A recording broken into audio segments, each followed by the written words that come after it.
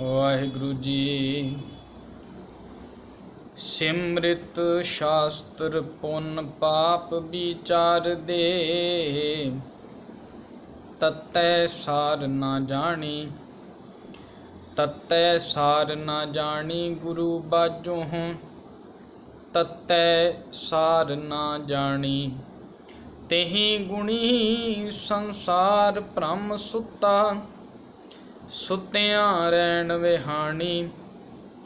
गुर किरपा ते से जन जागे, जिन्ना हर मन वसिया। बोले हैं अमृत बाणी, कहे नानक सो तत् पाए। जिसनो अन दिन हर लिव लागै, जागत रैन विहानी। वाहिगुरु जी का खालसा, वाहिगुरु जी की फतेह। गुरु प्यारे, गुरु सवारे सतसंगी जनों, सतगुर दी रहमत दे नाल चल रही लड़ीवार आनंद साहिब जी दी पावन गुरबाणी दे अंदर 26 पौड़ियां दी विचार आपां कर चुके हाँ। अज 27 नंबर पौड़ी। इसे विच सतगुर उसे विचार नूं अगे लैके चल रहे हैं, जिवें पिछे असीं पढ़ के आए हैं भी भलिया अकाल पुरख ने सृष्टि पैदा की है। शिव और शक्त भाव ये शरीर और इहदे विच आत्मा जिन्नी भी कायनात है, कायनात नूं बनाया, उहदे विच अपनी जोत टकाई है और सारियां दी संभाल कर रहा है। हुण मनुख दा इत्थे एक कर्म है, इन्हें अपनी मंजिल पहचाननी है और उन्हों पहचान के उहदे वल नूं वधना है, उहदे वल वधना है। पर वधण दे लई सतगुर कहंदे मालक ने समय समय ते रब्बी इल्हाम बहुत वार भेजे। धर्म पुस्तकां कई रब्बी सानू सुनेहे मिले ने, हालांकि उन्हां विच समय समय ते मिलावट हो जाया करती है और जां कुछ मतलबी लोग अपने मतलब नूं मुख रखदिआं जो उहदे विच तत्त होया करदा तत्त नूं पासे कर दिंदे ने और अपना मतलब कड्ढण दे लई अपने हिसाब दी विचारधारा बना के वो अगे पेश कर दिंदे ने। जिवें छोटी जी एक उदाहरण, कई बार ये कहानी आप जी ने भी सुनी होवेगी, मैं भी सुनी है कि स्कूल दे विच बच्चियां नूं मास्टर पढ़ाउंदा है ते पढ़ाउंदियां पढ़ाउंदियां एक दिन की करदा है भी वो नगर दे विच नशा बहुत हुंदा है। वो बच्चियां नूं समझाउण दे लई भी किधरे बच्चे भी इस रस्ते ते ना तुर पैण, उन्हां दे सामने शराब दा गिलास भरदा है और उहदे विच एक कीड़ा सिੱਟਦਾ है। कीड़ा तड़फ तड़फ के उत्थे मर जाता है। वो बच्चियां नूं कुछ समझाउणा चाहुंदा है, पर जिन्हें अपना मतलब अगे रखना होवे वो विचारधारा कुछ होर कढ लिया करदा है। उन्हें पुछया भी इह तों की समझ लगदी है। उन्हें कहा भी समझ ये लगदी है भी जिहड़ा शराब पींदा है ਉਹਦੇ पेट दे कीड़े ਜਿਹੜੇ ਉਹ मर जाया करते हैं। ਉਹ समझाउणा ਚਾਹੁੰਦਾ ਸੀ भी ये ऐसी भैड़ी वस्तु है, जे ਇਹਦਾ सेवन करोगे तो ਤੁਹਾਡਾ शरीर जिवें एक कीड़ा मर गया, तुसीं भी ਇਹਦੀ तरह तड़फ तड़फ के मरोगे।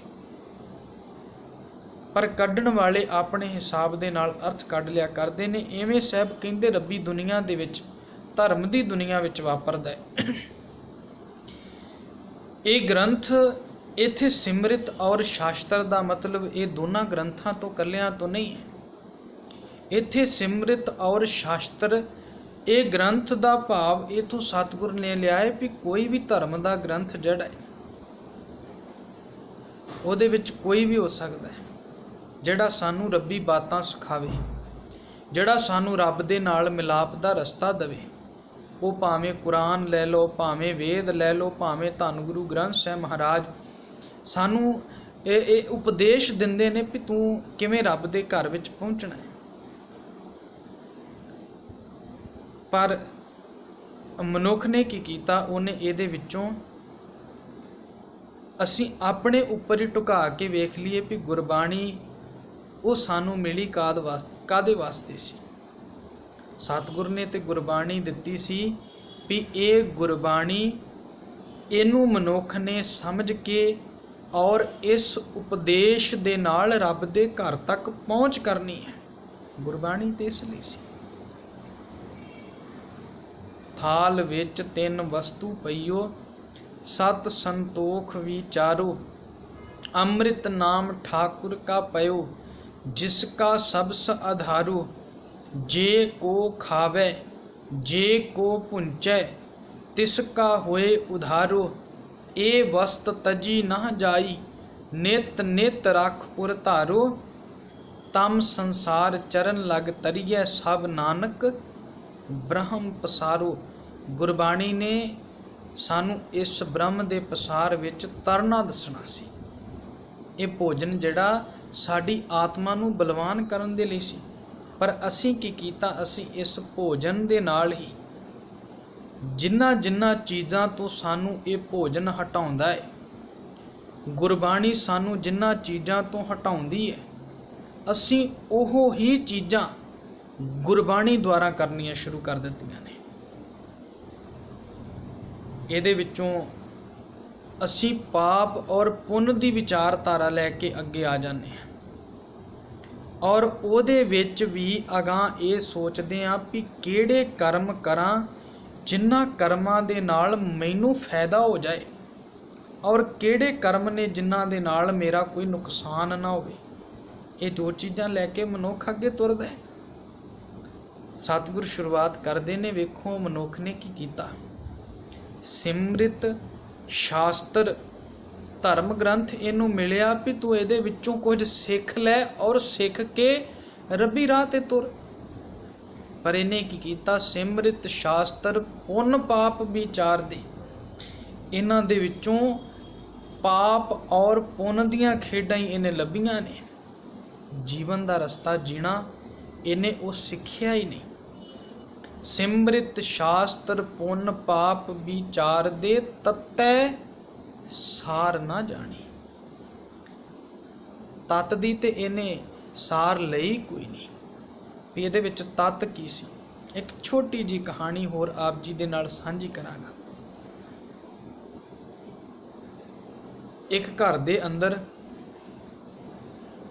ਇੱਕ ਪਰਿਵਾਰ ਰਹਿੰਦਾ ਹੈ, ਔਰ ਉਸ ਪਰਿਵਾਰ ਅੰਦਰ ਇੱਕ ਧੀ ਬੱਚੀ ਵੀ ਪਲਦੀ ਹੈ, ਜਿਹਦੀ ਕਰੀਬ ਹੁਣ ਉਮਰ ਵਿਆਹ ਦੇ ਲਾਇਕ ਹੋ ਚੁੱਕੀ ਹੈ।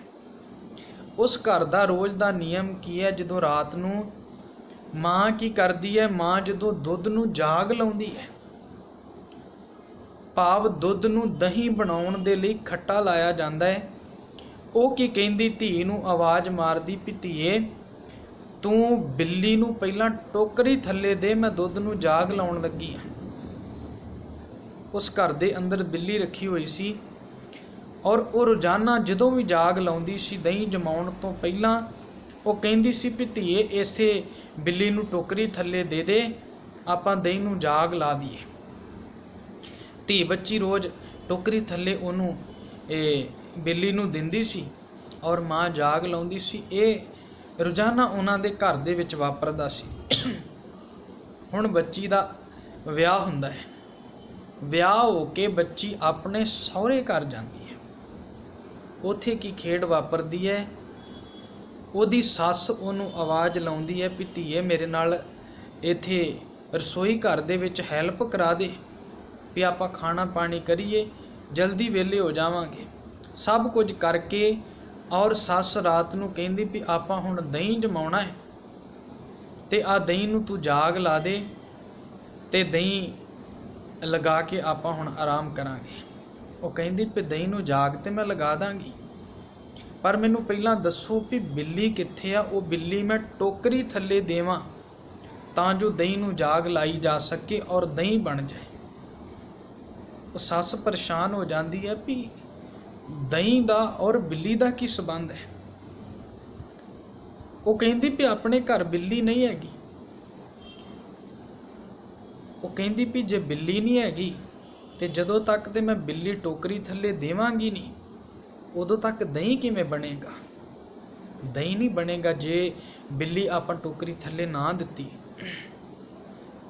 ਉਹ ਸੱਸ ਉਹਨੂੰ ਕੁਝ ਨਹੀਂ ਕਹਿੰਦੀ, ਉਹ ਉਹਦੀ ਮਾਂ ਨੂੰ ਫੋਨ ਲਾਉਂਦੀ ਹੈ, ਕਹਿਣ ਲੱਗੀ ਵੀ ਆਹ ਸਾਰੀ ਘਟਨਾ ਵਾਪਰੀ ਹੈ, ਮੈਂ ਦਹੀਂ ਨੇ ਦੁੱਧ ਨੂੰ ਜਾਗ ਲਾਉਣ ਲਈ ਕਿਹਾ ਤੇ ਉਹ ਬਿੱਲੀ ਟੋਕਰੀ ਥੱਲੇ ਦਿੰਦੀ ਵੀ ਕੀ ਤੁਹਾਡੀ ਧੀ ਨੂੰ ਕੋਈ ਇਹ ਮਾਨਸਿਕ ਤੌਰ ਤੇ ਪਰੇਸ਼ਾਨੀ ਹੈ? ਕਹਿਣ ਲੱਗੀ ਨਹੀਂ, ਪਰੇਸ਼ਾਨੀ ਨਹੀਂ ਹੈ, ਇਹਨੇ ਉਹ ਗੱਲ ਹੀ ਨਹੀਂ ਸਮਝੀ ਜਿਹੜੀ ਸਾਡੇ ਘਰ ਹੁੰਦੀ ਸੀ। ਸਾਡੇ ਘਰ ਵਿੱਚ ਬਿੱਲੀ ਰੱਖੀ ਹੋਈ ਹੈ ਤੇ ਉਹ ਮੈਂ ਦਹੀਂ ਜਾਗ ਲਾਉਣ ਤੋਂ ਪਹਿਲਾਂ, ਦੁੱਧ ਨੂੰ ਸੰਭਾਲਣ ਤੋਂ ਪਹਿਲਾਂ ਤਾਂ ਕਹਿੰਦੀ ਸੀ ਟੋਕਰੀ ਥੱਲੇ ਰੱਖ ਦੇ ਵੀ ਬਿੱਲੀ ਕਿਧਰੇ ਦੁੱਧ ਨੂੰ ਮੂੰਹ ਨਾ ਮਾਰੇ ਔਰ ਦੁੱਧ ਦਾ ਨੁਕਸਾਨ ਨਾ ਕਰ ਦੇਵੇ। ਇਹਨੇ ਉਹ ਗੱਲ ਨਹੀਂ ਸਮਝੀ, ਇਹਨੂੰ ਲੱਗਦਾ ਸ਼ਾਇਦ ਬਿੱਲੀ ਟੋਕਰੀ ਥੱਲੇ ਆਉਂਦੀ ਤਾਂ ਦਹੀਂ ਜੰਮਦਾ। ਇਹਨੇ ਤੱਤ ਦੀ ਗੱਲ ਤੇ ਸਮਝੀ ਨਹੀਂ। ਸਾਡੇ ਨਾਲ ਵੀ ਅੱਜ ਉਹੀ ਕੁਝ ਵਾਪਰ ਰਿਹਾ ਹੈ। ਸਾਨੂੰ ਪੁੱਠੇ ਸਿੱਧੇ ਰਸਤਿਆਂ ਵੱਲ ਲਾਇਆ ਜਾ ਰਿਹਾ ਹੈ। ਗੁਰਬਾਣੀ ਇਹ ਜੀਵਨ ਜਾਚ ਲਈ ਮਿਲੀ ਸੀ। ਛੋਟੀ ਜਿਹੀ ਉਦਾਹਰਣ ਜਿਵੇਂ ਆਪਾਂ ਲੈ ਲਈਏ, ਧੰਨ ਗੁਰੂ ਨਾਨਕ ਦੇਵ ਮਹਾਰਾਜ ਜਗਨਨਾਥਪੁਰੀ ਜਾਂਦੇ ਨੇ, ਉੱਥੇ ਆਰਤੀ ਕਰਦੇ ਨੇ ਜਗਨਨਾਥਪੁਰੀ ਵਿੱਚ, ਔਰ ਉਹਨਾਂ ਨੂੰ ਜਾ ਕੇ ਸਤਿਗੁਰੂ ਸਮਝਾਉਂਦੇ ਨੇ ਵੀ ਭਲਿਓ ਕਿਹਦੀ ਆਰਤੀ ਕਰਦੇ ਪਏ ਹੋ? ਆਰਤੀ ਕਰਨੀ ਹੈ ਤੇ ਉਸ ਮਾਲਕ ਦੀ ਆਰਤੀ ਕਰੋ। ਔਰ ਉਸ ਮਾਲਕ ਦੀ ਆਰਤੀ ਕਰਨ ਦਾ ਇਹ ਤਰੀਕਾ ਨਹੀਂ ਹੈ ਵੀ ਥਾਲ ਲੈ ਲਓ, ਜੋਤ ਜਗਾ ਲਓ, ਅਗਰਬੱਤੀਆਂ ਲਾ ਲਓ, ਫੁੱਲ ਲੈ ਲਓ। ਨਹੀਂ, ਉਹਦੀ ਆਰਤੀ ਦਾ ਕਰਨ ਦਾ ਮਤਲਬ ਇਹੀ ਹੈ, ਸਭ ਮੈਂ ਜੋਤ ਜੋਤ ਹੈ ਸੋਏ, ਤਿਸ ਦੈ ਚਾਨਣ ਸਭ ਮੈਂ ਚਾਨਣ ਹੋਏ, ਗੁਰ ਸਾਖੀ ਜੋਤ ਪ੍ਰਗਟ ਹੋਏ, ਜੋ ਤਿਸ ਭਾਵੈ ਸੋ ਆਰਤੀ ਹੋ। ਜੋ ਉਹਨੂੰ ਭਾਉਂਦਾ ਹੈ, ਤੁਹਾਡੇ ਜੀਵਨ ਅੰਦਰ ਜੋ ਕੁਝ ਵੀ ਵਾਪਰ ਰਿਹਾ, ਦੁੱਖ ਆ ਰਹੇ ਨੇ, ਸੁੱਖ ਆ ਰਹੇ ਨੇ, ਕੋਈ ਤੁਹਾਡਾ ਦੁਸ਼ਮਣ ਹੈ, ਮਿੱਤਰ ਹੈ, ਹਰ ਅਵਸਥਾ ਵਿੱਚ ਤੁਸੀਂ ਇੱਕੋ ਜਿਹੇ ਰਹੋ। ਇਹ ਸਭ ਤੋਂ ਵੱਡੀ ਆਰਤੀ। ਅਸੀਂ ਕੀ ਕੀਤਾ? ਉਸੇ ਸ਼ਬਦ ਨੂੰ ਲਿਆ, ਧਨਾਸਰੀ ਮਹਿਲਾ ਪਹਿਲਾ, ਗਗਨ ਮੈਂ ਥਾਲ ਰਵ ਚੰਦ ਦੀਪਕ ਬਨੇ, ਉਹ ਸ਼ਬਦ ਲਿਆ ਜਿਹੜਾ ਸ਼ਬਦ ਕਹਿ ਰਿਹਾ ਭਲਿਆ ਆਰਤੀ ਐਵੇਂ ਨਹੀਂ ਕਰੀਦੀ। ਉਹ ਸ਼ਬਦ ਲੈ ਕੇ ਅਸੀਂ ਉਵੇਂ ਹੀ ਥਾਲ ਸਜਾਇਆ, ਅਗਰਬੱਤੀਆਂ ਲਾਈਆਂ, ਜੋਤਾਂ ਲਾਈਆਂ, ਫੁੱਲ ਲਏ ਤੇ ਗੁਰੂ ਗ੍ਰੰਥ ਸਾਹਿਬ ਮਹਾਰਾਜ ਦੇ ਉੱਪਰ ਫੁੱਲ ਸੁੱਟਦੇ ਹਾਂ। ਕਿ ਸਤਿਗੁਰੂ ਨਾਨਕ ਇਹ ਸਾਡੇ ਵੱਲ ਵੇਖ ਕੇ ਦੁਖੀ ਨਾ ਹੁੰਦੇ ਹੋਣਗੇ ਵੀ ਭਲਿਓ ਮੈਂ ਕਿਹੜੇ ਕੰਮਾਂ ਨੂੰ ਤੁਹਾਨੂੰ ਲਾ ਕੇ ਗਿਆ ਸੀ, ਤੁਸੀਂ ਕਿਹੜੇ ਕਰਮਾਂ ਵਿੱਚ ਲੱਗ ਗਏ? ਅਸੀਂ ਮੇਨ ਗੱਲ ਸਮਝੀ ਕੋਈ ਨਹੀਂ। ਸਤਿਗੁਰ ਕਹਿੰਦੇ ਇਹ ਪਾਪ ਔਰ ਪੁੰਨ, ਇਹ ਘਾਟੇ ਔਰ ਵਾਧੇ, ਇਹਨਾਂ ਚੀਜ਼ਾਂ ਚੋਂ ਬਾਹਰ ਹੀ ਨਹੀਂ ਨਿਕਲੇ। ਕਿਉਂ? ਕਿਉਂਕਿ ਮਨੁੱਖ ਰਜ ਗੁਣ, ਤਮ ਗੁਣ, ਸਤ ਗੁਣ ਭਾਵ ਮਾਇਆ ਦੀ ਲਪੇਟ ਵਿੱਚ ਲਪਟਿਆ ਹੋਇਆ ਏ। ਇਹ ਜਦੋਂ ਤੱਕ ਮਾਇਆ ਦੀ ਲਪੇਟ ਵਿੱਚੋਂ ਨਹੀਂ ਨਿਕਲਦਾ, ਇਹਨੂੰ ਸਮਝ ਕੋਈ ਨਹੀਂ ਲੱਗਣੀ ਕਿ ਗੁਰੂ ਗ੍ਰੰਥ ਸਾਹਿਬ ਮਹਾਰਾਜ ਦੀ ਬਾਣੀ ਹੈ ਕੀ। ਸਿਮਰਿਤ ਸ਼ਾਸਤਰ ਪੁੰਨ ਪਾਪ ਵਿਚਾਰ ਦੇ, ਤਤੈ ਸਾਰ ਨਾ ਜਾਣੀ, ਤਤੈ ਸਾਰ ਨਾ ਜਾਣੀ ਗੁਰੂ ਬਾਝੋਂ। ਤਤੈ ਸਾਰ ਨਾ ਜਾਣੀ, ਗੁਰੂ ਤੋਂ ਬਿਨਾਂ ਤੇ ਸਮਝ ਨਹੀਂ ਲੱਗਣੀ। ਤੇ ਗੁਰੂ ਨੂੰ ਅਸੀਂ ਸਮਝਿਆ ਕੋਈ ਨਹੀਂ। 100 ਪਾਠ ਕਰ ਲਓ, 200 ਪਾਠ ਕਰ ਲਓ ਜੀ, 500 ਕਰ ਲਓ ਜੀ, ਕਦੀ ਇਹ ਕਿਹਾ ਵੀ ਬਾਣੀ ਸਮਝ ਵੀ ਲਓ। ਤੁਸੀਂ ਆਪ ਸਿਆਣੇ ਹੋ, ਕਿਧਰੇ ਅਸੀਂ ਜਾਣਾ ਹੋਵੇ ਤੇ ਰਸਤੇ 'ਚ ਕਈ ਵਾਰ ਸਾਨੂੰ ਰਸਤੇ ਦਾ ਨਹੀਂ ਪਤਾ ਹੁੰਦਾ, ਤੇ ਹੁਣ ਗੌਰਮੈਂਟ ਵੱਲੋਂ ਮੀਲ ਪੱਥਰ ਲੱਗੇ ਹੋਏ ਨੇ, ਹਰ ਜਗ੍ਹਾ ਨਿਸ਼ਾਨਦੇਹੀ ਕੀਤੀ ਹੈ ਵੀ ਇੰਨੇ ਕਿਲੋਮੀਟਰ ਇੱਧਰ ਨੂੰ ਜਾਓਗੇ ਤੇ ਆਹ ਸ਼ਹਿਰ ਆ ਜਾਏਗਾ, ਇੰਨੇ ਕਿਲੋਮੀਟਰ ਇੱਧਰ ਨੂੰ ਜਾਓਗੇ ਆਹ ਸ਼ਹਿਰ ਆ ਜਾਏਗਾ। ਜੇ ਅਸੀਂ ਉਸ ਮੀਲ ਪੱਥਰ ਕੋਲ ਬੈਠ ਜਾਈਏ ਤੇ ਪੜ੍ਹੀ ਜਾਈਏ 24 ਕਿਲੋਮੀਟਰ ਨਾਗਪੁਰ, 24 ਕਿਲੋਮੀਟਰ ਨਾਗਪੁਰ, ਕੀ ਪਹੁੰਚ ਜਾਵਾਂਗੇ? ਨਹੀਂ, ਚੱਲਣਾ ਪਵੇਗਾ। ਉਹ ਤੇ ਇੱਕ ਇਸ਼ਾਰਾ ਦਿੱਤਾ ਹੋਇਆ ਹੈ। ਗੁਰਬਾਣੀ ਸਾਨੂੰ ਇਸ਼ਾਰੇ ਦਿੱਤੇ ਹੋਏ ਨੇ ਵੀ ਆ ਕਰਮ ਕਰਨੇ ਨੇ ਔਰ ਆ ਕਰਮ ਨਹੀਂ ਕਰਨੇ। ਅਸੀਂ ਬਾਣੀ ਦੀ ਪੂਜਾ ਕਰਨੀ ਸ਼ੁਰੂ ਕਰ ਦਿੱਤੀ, ਗਿਣਤੀਆਂ ਮਿਣਤੀਆਂ ਨਾਲ ਪੜ੍ਹਨੀ ਸ਼ੁਰੂ ਕਰ ਦਿੱਤੀ, ਪਰ ਸਮਝਣੀ ਬਿਲਕੁਲ ਵੀ ਬੰਦ ਕਰ ਦਿੱਤੀ ਹੈ। ਜਦੋਂ ਤੱਕ ਸਮਝਾਂਗੇ ਨਹੀਂ ਉਦੋਂ ਤੱਕ ਸਾਨੂੰ ਨਹੀਂ ਪਤਾ ਲੱਗੇਗਾ। ਇਸੇ ਕਰਕੇ ਅੱਜ ਸਾਡੇ ਉੱਤੇ ਡੇਰਾਵਾਦ ਜਿਹੜਾ ਪ੍ਰਭਾਵਿਤ ਹੈ, ਡੇਰੇ ਬਣ ਗਏ ਨੇ। ਅਸੀਂ ਕਹਿੰਦੇ ਕਈ ਵਾਰ ਉਹ ਵੀ ਤੇ ਗੁਰੂ ਗ੍ਰੰਥ ਸਾਹਿਬ ਦੀ ਬਾਣੀ ਪੜ੍ਹਦੇ ਨੇ, ਬਾਣੀ ਪੜ੍ਹਦੇ ਨੇ ਲੇਕਿਨ ਜੋੜਦੇ ਉਹ ਆਪਣੇ ਨਾਲ ਨੇ, ਗੁਰੂ ਗ੍ਰੰਥ ਸਾਹਿਬ ਮਹਾਰਾਜ ਨਾਲ ਨਹੀਂ। ਕਈ ਵਾਰ ਭੁਲੇਖਾ ਪਾਉਣ ਦੇ ਲਈ ਬੰਦੇ ਨੂੰ ਇਹ ਦੱਸਣਾ ਪੈਂਦਾ ਵੀ ਮੈਂ ਤੁਹਾਡੇ ਵੱਲ ਦਾ ਹੀ ਹਾਂ। ਠੱਗ ਕਿਹਨੂੰ ਕਹਿੰਦੇ ਨੇ? ਇਸੇ ਨੂੰ ਤੇ ਕਹਿੰਦੇ ਨੇ। ਉਹ ਸਾਡੇ ਵਿੱਚ ਹੀ ਮਿਲ ਜਾਂਦਾ ਹੈ ਤੇ ਸਾਨੂੰ ਠੱਗ ਵੀ ਲੈਂਦਾ, ਸਾਨੂੰ ਪਤਾ ਵੀ ਨਹੀਂ ਲੱਗਦਾ। ਅਸੀਂ ਉਹਦੇ ਤੇ ਇੰਨਾ ਭਰੋਸਾ ਕਰ ਲੈਂਦੇ ਹਾਂ। ਚੋਰ ਖਤਰਨਾਕ ਨਹੀਂ, ਉਹ ਸੁੱਤਿਆਂ ਚੋਰੀ ਕਰਦਾ ਹੈ। ਡਾਕੂ ਖਤਰਨਾਕ ਨਹੀਂ, ਧਮਕਾ ਕੇ ਲੁੱਟਦਾ ਹੈ। ਲੇਕਿਨ ਠੱਗ ਉਹ ਸਾਡਾ ਆਪਣਾ ਬਣ ਜਾਂਦਾ ਹੈ ਤੇ ਸਾਨੂੰ ਲੁੱਟ ਲੈਂਦਾ। ਕਿਉਂ? ਅਸੀਂ ਵਿਸ਼ਵਾਸ ਕਰਦੇ। ਅੱਜ ਲੋੜ ਹੈ ਅਸੀਂ ਗੁਰੂ ਗ੍ਰੰਥ ਸਾਹਿਬ ਦੀ ਬਾਣੀ ਨੂੰ ਸਮਝੀਏ। ਗੁਰੂ ਅਮਰਦਾਸ ਸਾਹਿਬ ਜੀ ਕਹਿ ਰਹੇ ਨੇ, ਗੁਰੂ ਤੋਂ ਬਿਨਾਂ ਨਹੀਂ ਪਤਾ ਲੱਗਣਾ। ਕਿਉਂ? ਤਿਹੀ ਗੁਣੀ ਸੰਸਾਰ ਭਰਮ ਸੁੱਤਾ, ਤਿੰਨਾਂ ਗੁਣਾਂ ਵਿੱਚ ਸੁੱਤਾ ਪਿਆ ਹੈ। ਰਜ ਗੁਣ, ਤਮ ਗੁਣ, ਸਤ ਗੁਣ ਕਹੀਏ, ਇਹ ਤੇਰੀ ਸਭ ਮਾਇਆ। ਚੌਥੇ ਪਦ ਕੋ ਜੋ ਨਰ ਚੀਨੇ, ਤਿੰਨ ਹੀ ਪਰਮ ਪਦ ਪਾਇਆ। ਉਹਦੇ ਬਿਨਾਂ ਤੇ ਨਹੀਂ ਪਤਾ ਲੱਗਣ ਵਾਲਾ। ਤੇਹੀ ਗੁਣੀ ਸੰਸਾਰ ਭਰਮ ਸੁੱਤਾ, ਸੁੱਤਿਆਂ ਰਹਿਣ ਵਿਹਾਣੀ। ਹੋਵੇਗਾ ਕਿ ਗੁਰ ਕਿਰਪਾ ਤੇ ਸੇ ਜਨ ਜਾਗੇ।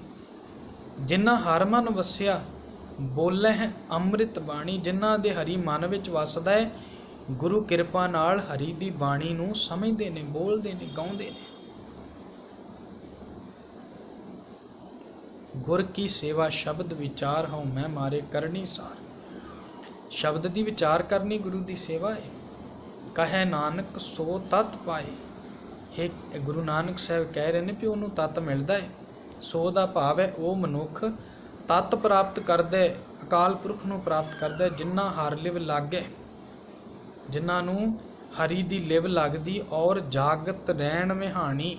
ਰਹਿਣ ਦਾ ਭਾਵ ਇਹ ਉਮਰ, ਇਸ ਉਮਰ ਦੇ ਵਿੱਚ ਉਹ ਜਾਗਦਿਆਂ ਗੁਰੂ ਗ੍ਰੰਥ ਸਾਹਿਬ ਦੀ ਬਾਣੀ ਨਾਲ ਜੁੜਦੇ ਨੇ। ਅਸੀਂ ਜਾਗਦੇ ਨਹੀਂ, ਅੱਜ ਸੁੱਤੇ ਪਏ ਹਾਂ ਤੇ ਸੁੱਤਿਆਂ ਹਮੇਸ਼ਾ ਲੁੱਟੇ ਜਾਈਦਾ ਹੈ। ਸਾਹਿਬ ਨੇ ਅੱਜ ਰਹਿਮਤ ਕੀਤੀ। ਗੁਰਬਾਣੀ ਜਿਨ੍ਹਾਂ ਚੀਜ਼ਾਂ ਲਈ ਧਰਮ ਗ੍ਰੰਥ ਬਣੇ ਹੁੰਦੇ ਨੇ ਉਹਨਾਂ ਚੀਜ਼ਾਂ ਲਈ ਵਰਤੋ। ਇਹਦੇ ਵਿੱਚੋਂ ਜੀਣਾ ਸਿੱਖੋ। ਜੀਣਾ ਅਸੀਂ ਸਿੱਖਦੇ ਨਹੀਂ ਹਾਂ। ਇਹਦੀ ਪੂਜਾ, ਕਰਮ ਕਾਂਡ ਸਭ ਕੁਝ ਅਸੀਂ ਜੀਵਨ ਵਿੱਚ ਲੈ ਲਿਆ। ਇਹਨਾਂ ਚੀਜ਼ਾਂ ਤੋਂ ਦੂਰ ਹੋਵੋ। ਇਹਦੀ ਅਸਲ ਗੱਲ ਨੂੰ ਸਮਝੋ। ਅਸਲ ਗੱਲ ਹੀ ਸਾਨੂੰ ਟਿਕਾਣੇ ਲੈ ਕੇ ਜਾਏਗੀ। ਇੰਨੀਆਂ ਬੇਨਤੀਆਂ ਪ੍ਰਵਾਨ ਕਰਨੀਆਂ। ਵਾਹਿਗੁਰੂ ਜੀ ਕਾ ਖਾਲਸਾ, ਵਾਹਿਗੁਰੂ ਜੀ ਕੀ ਫਤਿਹ।